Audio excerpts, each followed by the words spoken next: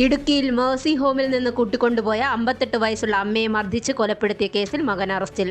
Aluva Chengamanad പുറയാറിയിലെ ബിനുവാണ് police പിടിയിലായത്. 22 വർഷമായി Mercy ഹോമിലെ അന്തേവാസിയായിരുന്ന അനിതയാണ് മകൻ 3 മാസത്തെ ക്രൂരമർദ്ദനത്തിനൊടുവിൽ കൊലപ്പെടുത്തിയത്.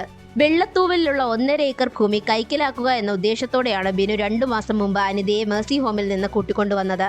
നവംബർ 30-നാണ് അനിത മരിക്കുന്നത്.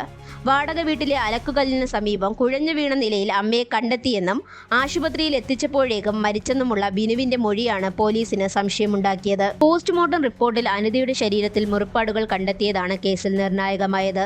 തലയിലും ശരീരത്തിലുമേറ്റ പരിക്കുകൾക്ക് പുറമെ ആന്തരിക അവയവങ്ങൾക്കും സാരമായി ക്ഷതമേറ്റിരുന്നു. ആന്തരിക രക്തസ്രാവമാണ് മരണകാരണമെന്ന് പോലീസ് അന്വേഷണത്തിൽ കണ്ടെത്തി. മാനസിക വെല്ലുവിളി നേരിടുന്ന അമ്മ സ്വയം പരിക്കേൽപ്പിക്കാറുണ്ടെന്നും താൻ മർദ്ദിച്ചില്ലെന്നുമായിരുന്നു ബിനുവിന്റെ ആദ്യ മൊഴി.